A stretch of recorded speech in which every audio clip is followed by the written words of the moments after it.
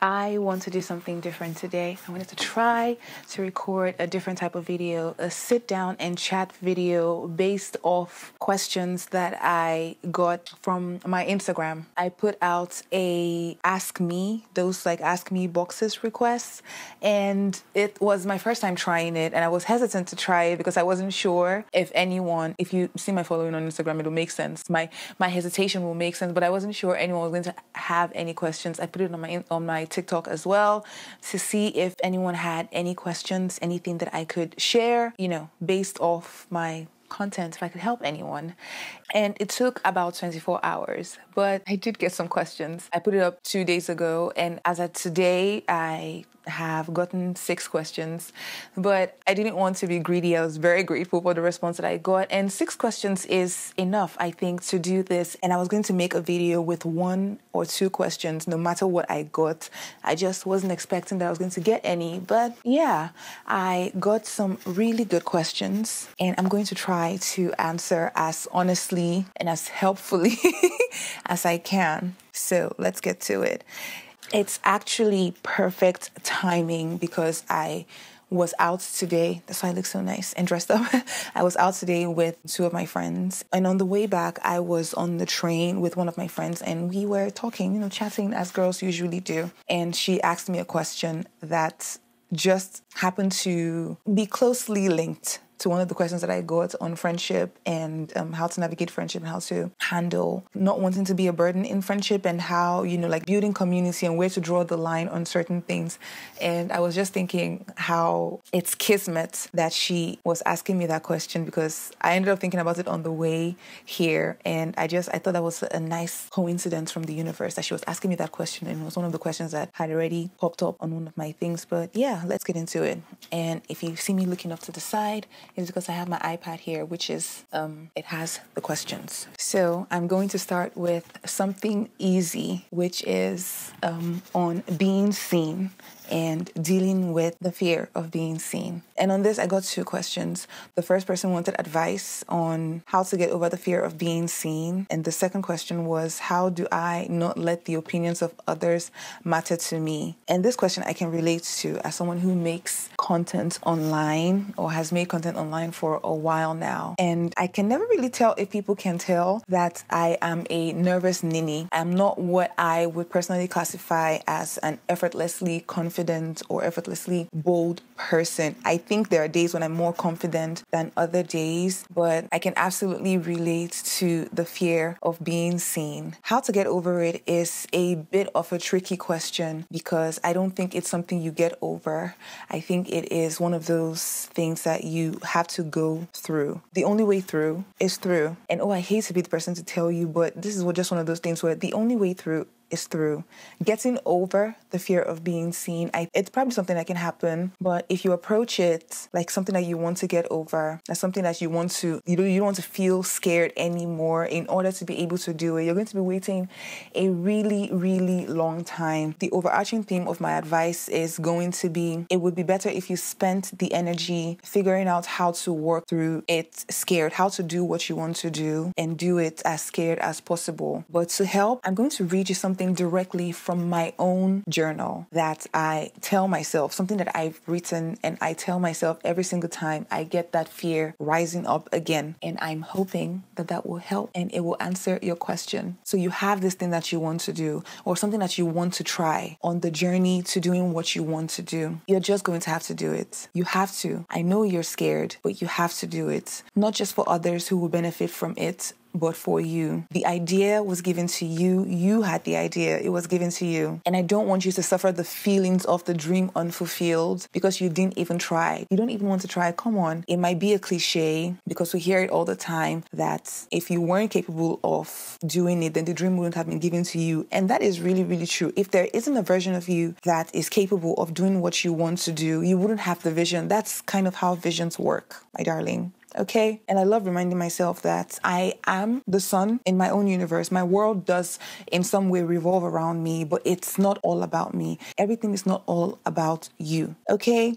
So I know you feel scared. I know you are nervous about being seen, about putting yourself out there and giving yourself the opportunity to fail. But it's not really the opportunity to fail you're afraid of. It is having been seen, trying, and then failing, right? Which is a connected but a separate conversation, right? Rewriting or reframing what failure really means to you. But even though your life is about you, you have to know it's not all about you. There are other people whose doings are linked to your own actions. It's bigger than you. It's what I tell myself. It's bigger than you. I'm sorry that you're scared. You're scared shitless. It's bigger than you. We need to change our perspective, right? If something is bigger than you, then you have to do it because there are other people depending on you to do what you want to do. It might seem really small, and this is something I've learned to tell myself. When I don't see impact in whatever it is that I'm doing, I remind myself that it just seems really small. But I finally come to the point where one person is enough. One person really, really, really is enough. It has gotten to the point where it has to be enough, right? Because at least for me, I know that the time passes.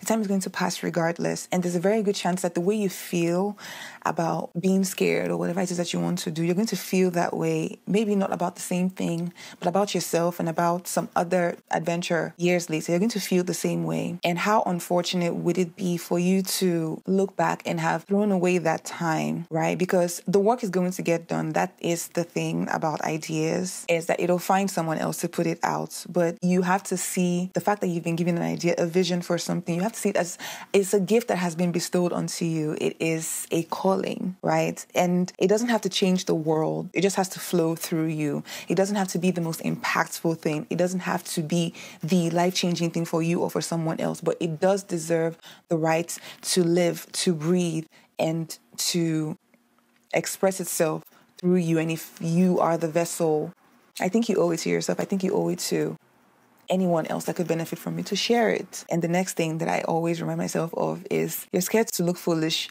No one cares. Not really no one. I mean, some people do care, but we don't care about those people.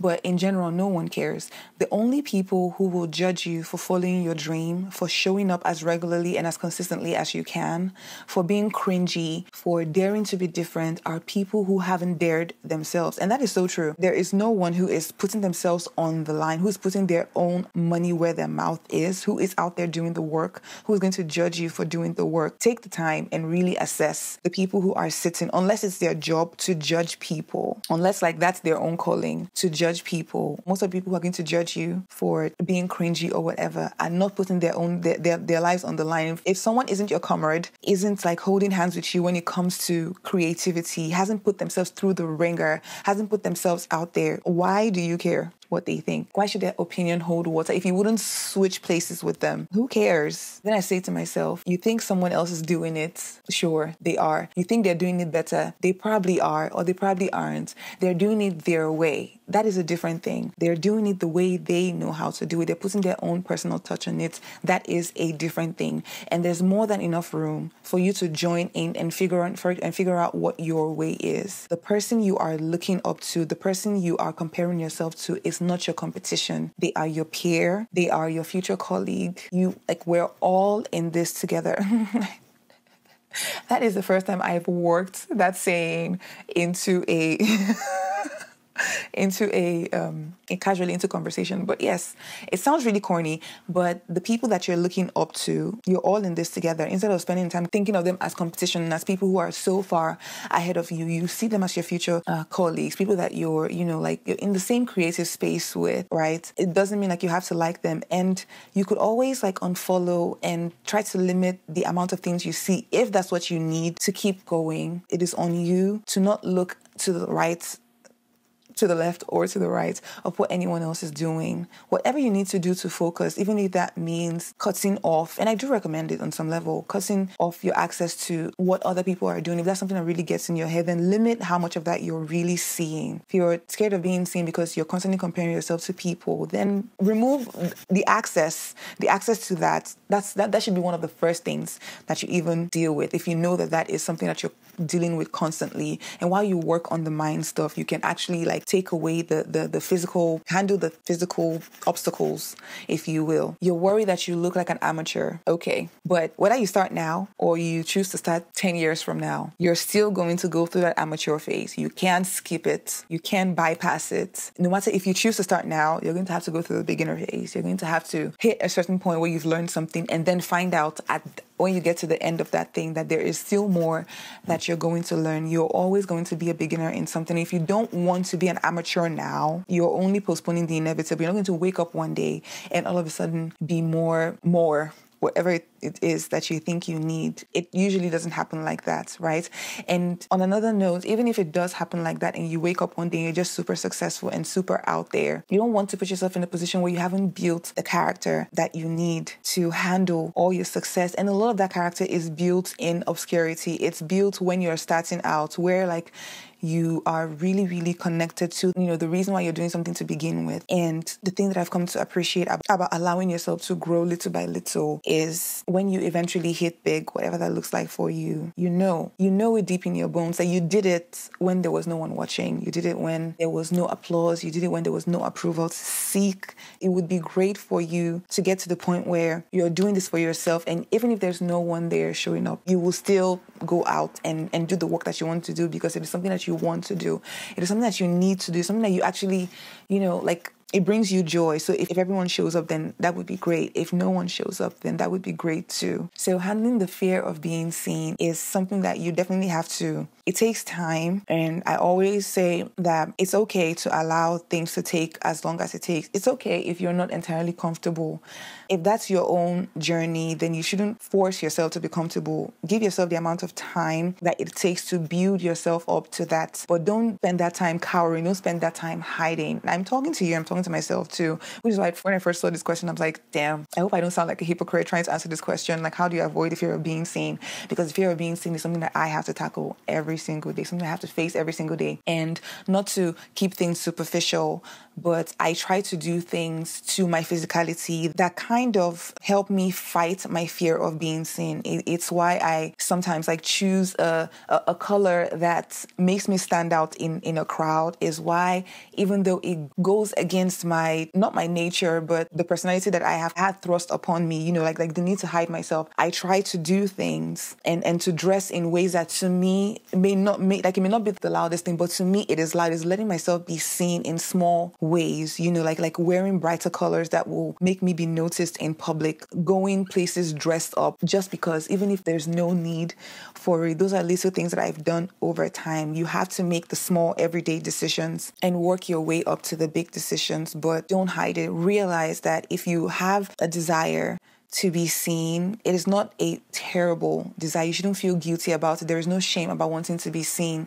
I think that is something that we can all kind of relate to. Nobody wants to be, most normal people don't want to be showboats, and we're kind of, in a culture where we prioritize humility and you're supposed to want to be popular and want to be appreciated, but at the same time, we're scared to put ourselves out there in ways that really matter.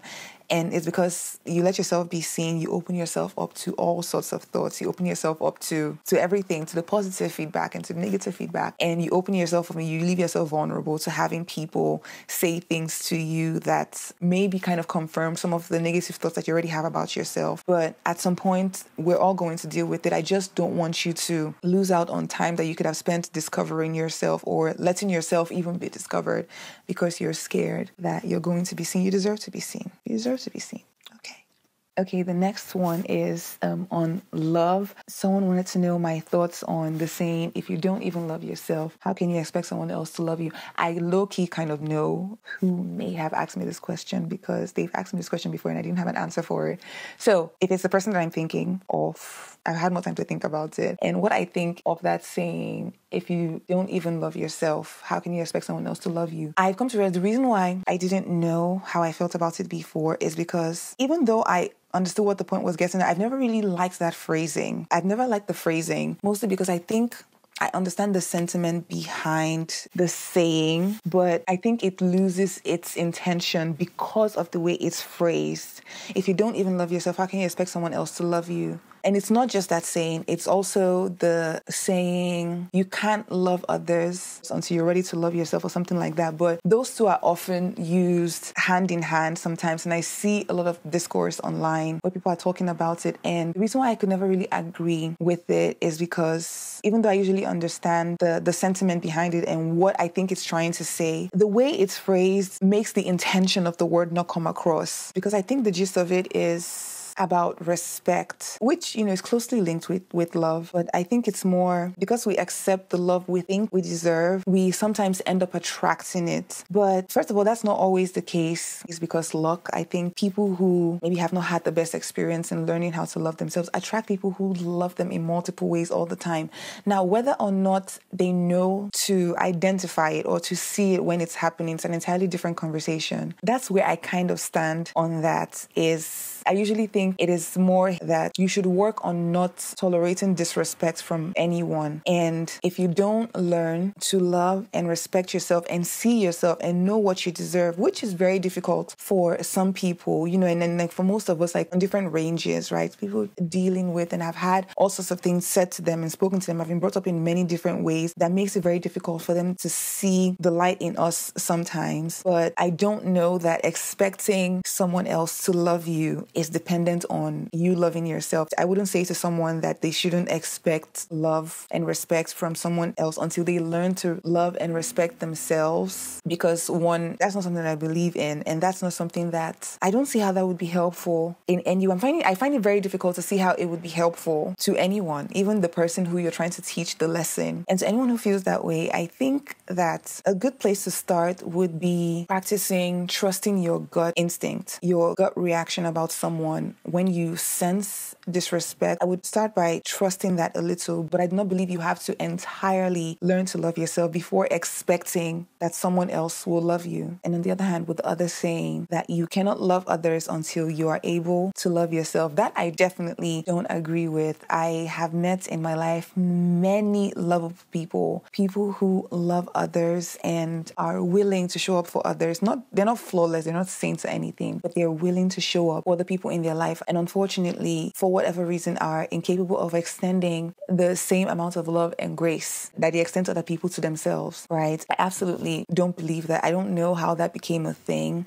And I think the reason why it sometimes gets conflicted for something that it's not is because there are people who extend hate and resentment towards others because that's how they feel about themselves. But I don't think that's everybody. There are many people who one could say they don't like themselves or are not the most loving with themselves, who are really loving people. They just find it difficult extending that grace to themselves. And this isn't everybody, but it's not a blanket statement. So those are my thoughts on that. So the next questions that came in, I'm kind of putting the two of them together because the recurring theme was like loneliness or like being alone and friendships. And one person wanted advice on not getting resentful about loneliness. And I'm interpreting that question as not starting to let the feeling of loneliness like get you to a point where you start getting bitter. And the second question was, how do you handle being lonely in friendship? Like not wanting to be a burden on your friends in terms of favors, like moving and stuff. And this is the second question is the particular question that I was talking to my friend about on the train, that I was like, oh, that is great that we're talking about this.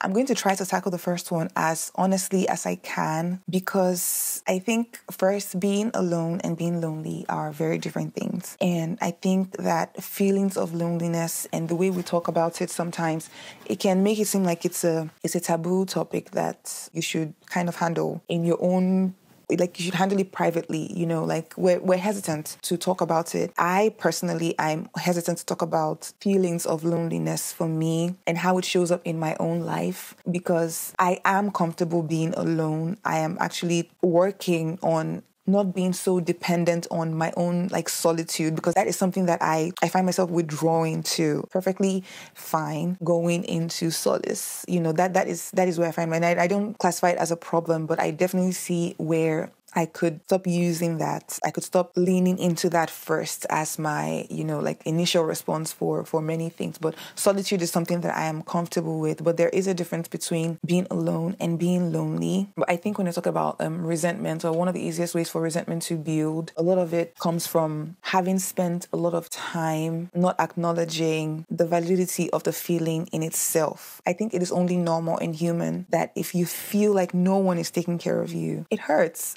It's supposed to, or at least like that's kind of what I tell myself. But I'm also one of those people who I'm sure a therapist would tell me I don't feel my feelings and I think my emotions and all of that. But that's not what we're talking about today. Thing is, no one is taking care of you. You feel like no one is taking care of you. It hurts. I think it's supposed to hurt, right? So feeling resentful or feeling bitter about it, unless you're lashing out at people and you're projecting or making other people pay for that feeling, if you're not doing that, I think it is a natural thing to think. I don't know if that's good advice, but you do have to validate the feeling. If you feel alone and you want, friendship, companionship, whatever, I think you're supposed to feel it, you're supposed to want it. Everyone wants it. So if you don't have it, it stings. It stings. I think that's valid. It's still so sad to feel like you're completely on your own. And I think the resentment comes from your anger and your rage from feeling left alone and feeling like you're the only person that cares that you exist.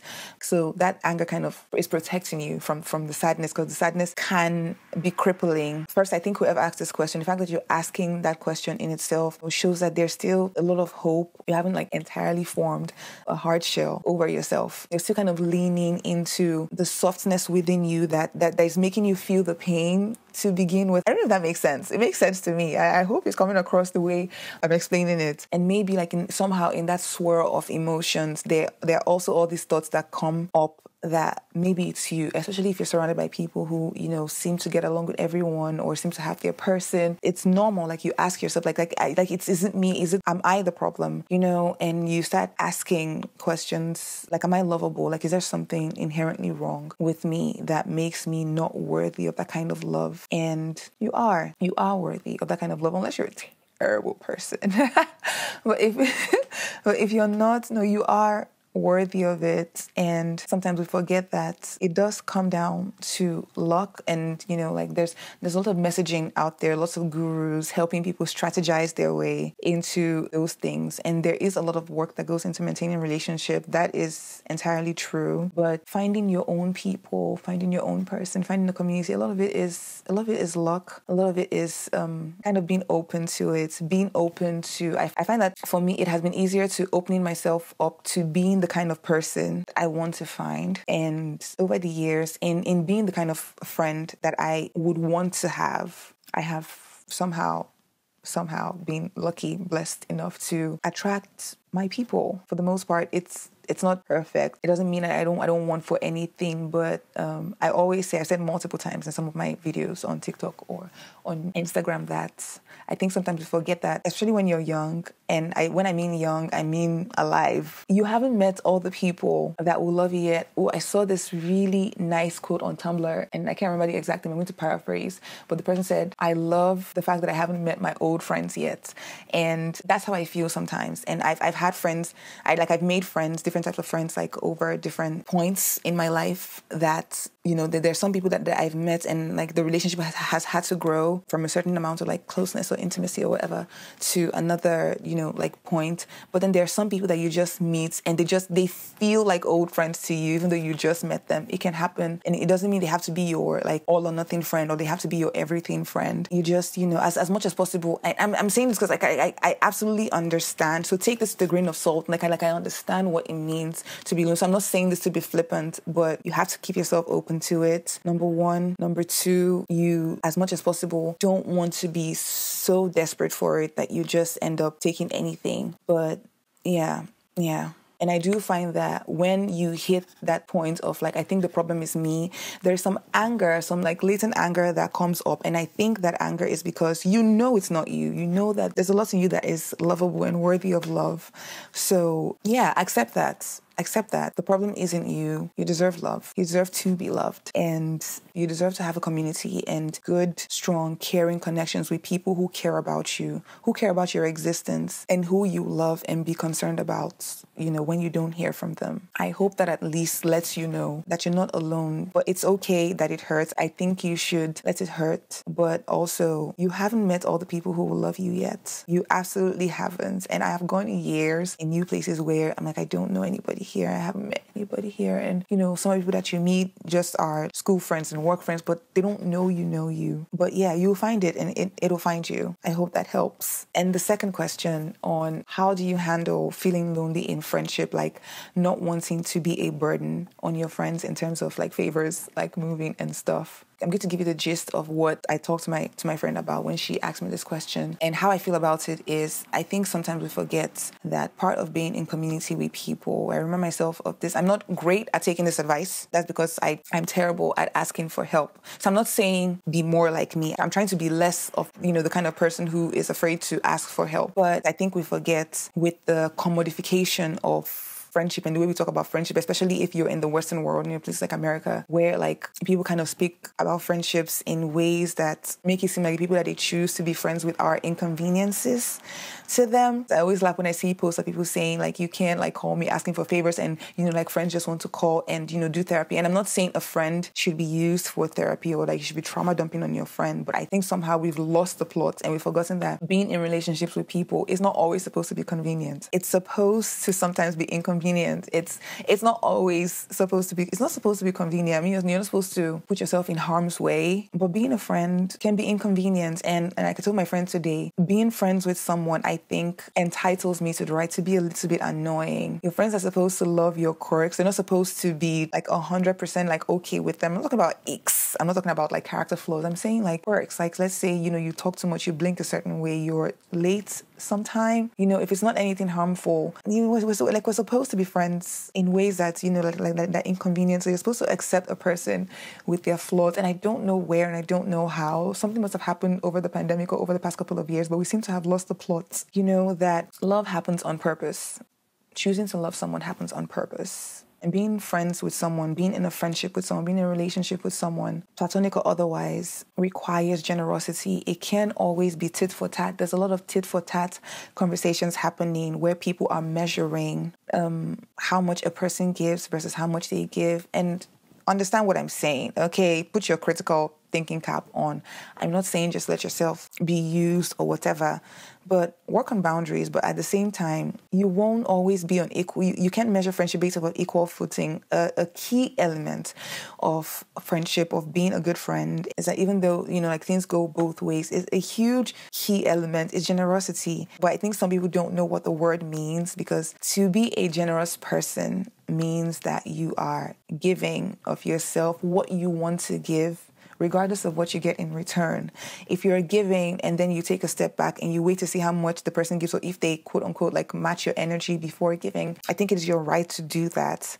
But I don't know how you can build long-lasting friendships if you're not willing to extend yourself a little past what is sometimes comfortable for you. I hope that is making sense. I hope you're not hearing like, let yourself be used by friends. Let yourself, like just give and give and give. We're supposed to give and take, but I'm just saying that it's not always going to be equal all the time. And you have to be fine with that. You have to be fine with the fact that like, there's some people in your life that you love, and they show up for you in ways that you maybe can't quantify. But yeah, you're supposed to be generous in friends, and we're supposed to depend on ourselves for things. And there's a lot of factors that go into it, like expenses. But all that aside, I'm saying like generally speaking, we're supposed to depend on ourselves. We're not supposed to go through lives alone. Someone isn't supposed to love you only because you're lovable, whatever that means. They're supposed to love you because you are you, and they desire to love you because it's you, because they love you, not because of what you do, not because of what you're capable of doing, not because of how much your bank accounts match, not because of how useful you are to them, how you fit into the aesthetics of their life. You're supposed to not even like love you for I have my friends, I love them because they are weird. Like, so it's not unreasonable for you to expect that someone will love you and love your quirks. And I think we can see that in the kind of shows, especially, like, I always look at sitcoms and I always like watch sitcoms and see different characters like play out in sitcoms, and I'm like, like Friends and Living Single and New Girl, and those shows that have come in like different iterations, like, like a group of people that have been put together and they're friends. And I always wonder, I'm like, why are these shows over multiple generations so popular? And I think it's because it reflects a sentiment, like a sentiment that we have globally. It's a bunch of weird people put together and they all accept each other that way. And somehow even today, I find like a lot of the discourse going on around those shows, like people judging how those friends in the TV shows show up for each other. And people are like, oh, but this person didn't give as much as this person didn't give as much as this person. I always find that funny because I'm always saying, I just like, maybe they're not showing up in this way for that friend, but they show up in a certain way that is very uniquely them. And I don't think that it is unreasonable for the person who asked the question. I don't think it is unreasonable for you to expect that your friends will show up for, especially when it comes to things like moving. I think that is something that, like you should do. And like, I guess up to a certain point, but you should be able to ask. The worst they can say is no, and that they don't want you. I actually literally just said no to my brother about moving. I'm probably going to say yes, but yeah. But you shouldn't be afraid to ask your friend, and if you are afraid to ask, maybe you'd be more courageous than I am and ask them anyway, or tell them that you wanted to ask what you were scared to. I'm hoping that if it were me, I would have the courage to do so. I think I would now. I don't think I would have 2-3 years ago. I think I would have felt some type of way. And the funny thing is, last time I did have to move, I didn't have to ask, and I had people like help me move. So I think most of us are scared to talk about it with each other because of the vulnerability aspect. But you're not alone in this. Most of us are like thinking about this. So I think if you have the conversation with your friend, you would find that they want to be there for you, hopefully. They want to be there for you just as much as you want to be there for them, and like vice versa. I hope that helps. And the last question is one that I'm really excited. So I'm standing up so I can stretch myself. It's a question that I was really looking forward to answering, and it came from one of my followers on TikTok in response to a solo date video that I posted on one of my solo trips, a trip that I took to Senegal.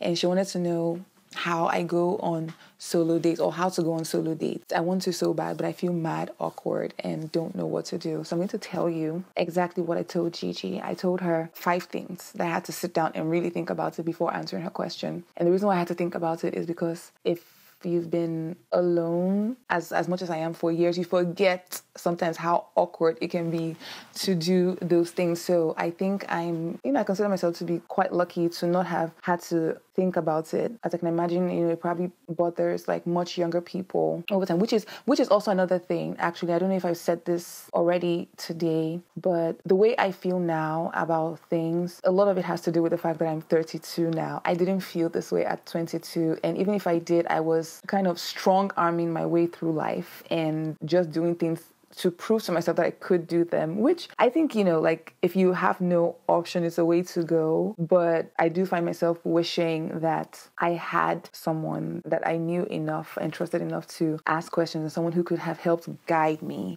But yes, if you're much younger, just because you're not doing things that you consider brave now when you're younger, doesn't mean it's not in you to do. It doesn't mean you're not capable of doing it. Absolutely doesn't mean you're not capable of doing it. You will find yourself, the older you get, doing things that you're scared to do, or things that you once thought were awkward. You will find yourself doing it, and you will surprise even yourself. I find myself thinking that way these days. I'm like, I can't believe I'm doing that. So yeah, don't underestimate yourself. Absolutely do not underestimate yourself. You will be shocked at some of the courageous moves and things that you have within you. Okay? All right. To this question, solo dating, how to go on solo dates, being alone in public, taking yourself out. So the first thing is the feeling of awkwardness. You have to realize is actually the fear of judgment. The fear of judgment that we've been taught to fear, and I think based off what we've been taught by society, because we've kind of been subconsciously programmed to think of people, especially women who go out alone, as people who are doing it because they they have no choice. I think we forget that for some people, being alone is a choice that they're making, and being alone in public is a choice that they're making. It's not because they are this lonely, miserable people. At least at least I never really thought that outside, and it takes a lot of unlearning. So first thing I would say is that you assess yourself and think of how you perceive people that you see outside being alone. Do you think of them as miserable people who are lonely and have no one? Do you see them and pity them? If you do, then I would try to change that perception and consider the fact that people who are outside doing things that they want to do, like taking themselves out to movies, to dinner, are not lonely and miserable, and they're not doing it because they have no friends, right? It is something that you can do because you want to do it. That's actually all the reason that you need, and you find that the more you start changing that perception and you change your perspective on what it really means to go out by yourself, it'll change on the inside, right? The reason why you think that way is because you're projecting that onto other people as well. You're not lonely and desperate, and like the fact that you're choosing to go do something because you either want to do it alone or you can't find someone to do it with you doesn't make you desperate. It just means you're doing something that you want to do, whether there's someone to do it with you or not. It really can be that simple, okay? Yeah. The second thing is something that I'm sure you've heard multiple times, and that is that people are not as focused on you when you're outside as you think. They will spare you a glance or two, maybe even that, but they will go on to their lives. And this actually relates to, the first question, the fear of being seen. We think everyone else is focused on us, but we are all self-centered in that way. Even the people that care about you, the nosy people who care about you, will only care about you for so long. After a while, they will move on. They are the center of their own worlds too. So, very few people are actually registering the fact that you're out and alone in public. So that's thing number 2. Number 3 is you have to lower the expectation of what you think it means to go on a solo date or what it means to go out and do things on your own. Because I guess the reason why it never was a big deal for me is I've always thought, we do so many things alone already. So if it helps, think of it that way. There's so many things you do alone already. Going out to do your nails, going out to grocery shop. But because of the way we've come to think of things, we think of certain things as date activities. There are certain people that I have spoken to who did not even want to consider traveling to a certain country because they thought they could only go to that country as part of a romantic getaway or something. And I found that to be so wild. You're waiting to meet a hypothetical person in this life that is just as short as it is long. You need to wait to meet someone before going to a place that you clearly want to go to. No. So things aren't reserved for date activities. There are lots of things that are better done in pairs or in groups and are more fun. I'm not denying that. But if you want to do something and you can't do it alone, there's absolutely no reason why you shouldn't do it alone. Things aren't date activities. Going to restaurants or dressing up and going to restaurants are not necessarily date activities. They are things that people do on a date, but they don't have to be reserved for dates. Number 4, if you have a lot of anxiety about it, I would recommend working your way up to it. Don't dress up one day and go out on a date if you're too anxious to do it. That is something that you can work your way up to. Think of the things that you already enjoy doing and that you do with your friends already, and maybe try doing them by yourself. If you're a reader, go to a bookstore, try taking classes, find things around you that other people are already doing, but that you can do in a group that you're not necessarily part of, right? I've taken a pottery class one time when I found myself really self-isolating when I first moved here to the States. That's something that you could do. Go take a class, take a dancing class. I would say join a gym, but that's terrifying to me. So yeah, take a class, join a book club, find something that you can start out online, but it's kind of related to the thing that I said before. Lower the bar for yourself. You don't have to set the expectation crazy high. It is okay for you to work up to things that you want to do. The point is that you work up to it. Okay? Yeah. It doesn't have to be 0 or to 100. You can be 20%, bold up until the point that you're 40% bold, and 80% you can work your way up to it. There are no when it comes to life. Tell you right now, the rules are what you make it. Okay, the rules are what you make. If you want to live your life a certain way, if no one has told you, you can do it. Who's going to beat you? Who's going to beat you? Tell them to come and meet me.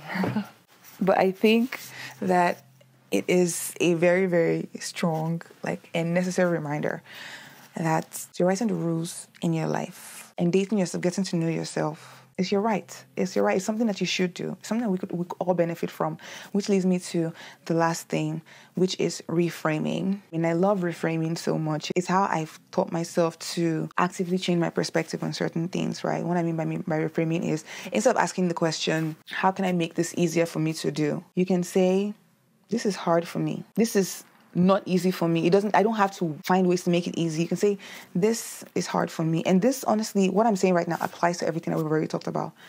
You can just say, this is hard for me, but I can do hard things. You can do hard things.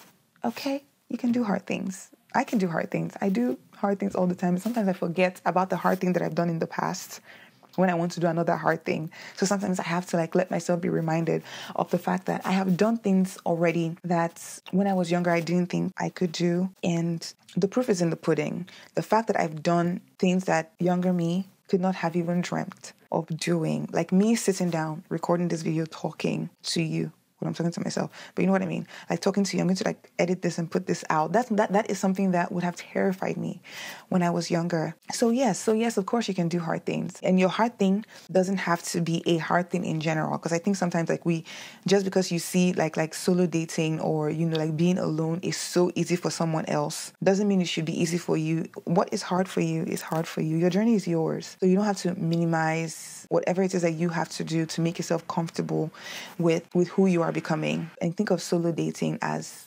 doing something that you would do with someone that you love, but it's just you. You're doing it to yourself because you are someone that you love. And like I said, it doesn't have to be something daunting. It doesn't have to be something life-changing. You don't have to make it into this grandstanding thing. Yeah, and with time, you find that the more time you spend getting to know yourself, the more you appreciate the times that you have with other people. That's what I have found. It's one of the reasons why I love spending time with myself. It makes me, I think, a better person to be around. That is what I have observed.